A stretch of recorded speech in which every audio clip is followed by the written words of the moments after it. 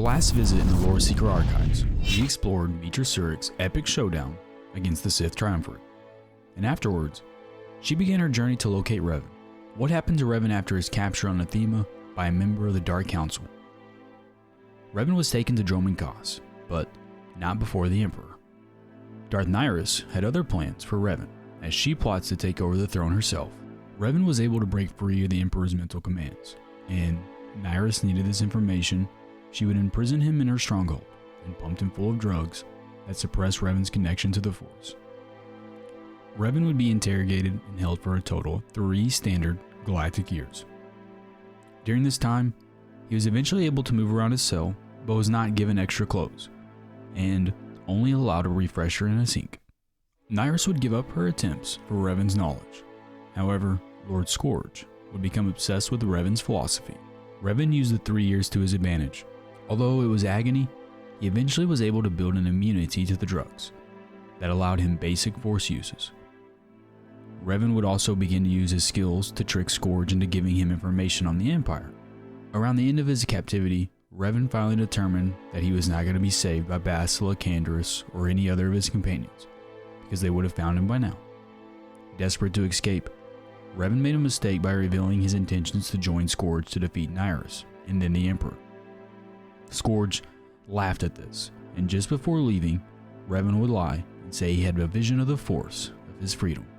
Intrigued by Force visions, Scourge demanded more knowledge, but Revan replied with a simple statement: "You will understand in time." Scourge would leave, and for the first time since being drugged, Revan felt the Force flow through him. Reaching out to his wife Bastila, the Force guided him to a companion much closer, Meetra Surik.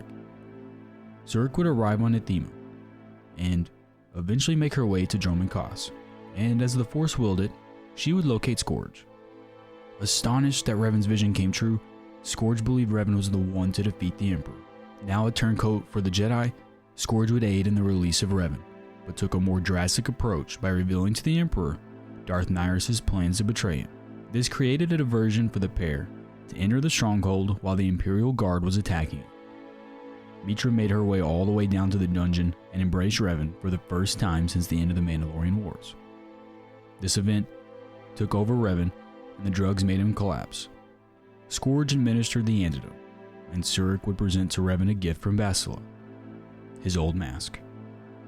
Touching it, Revan's full memories came flooding back to him, and with another sensory overload, he went unconscious. Darth Nihilus finally made her way into the dungeon and engaged in a battle with Scourge and Surik. Just before Nihilus was to defeat them both, Revan rose. Now normally I retell the lore as I see it in the archives, but for this, we need to go down to the details of what transpired in this dungeon. Nihilus had Surik and Scourge reeling backwards. She harnessed her dark side powers and was about to unleash a volley of Force lightning.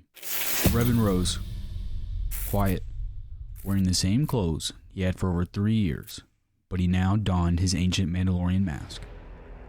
Revan stepped out of the corridor and angled himself toward Nihilus. Staring at the faceless man, Nihilus would shout, "Gaze upon me and see your doom.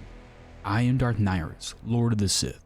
I am the conqueror of Drezi, the destroyer of Meldea, and a member of the Dark Council." Revan was unmoved. A moment of silence rushed the room. And just before Nihilus unleashed her lightning, Revan replied, "I am Revan Reborn, and before me, you are nothing."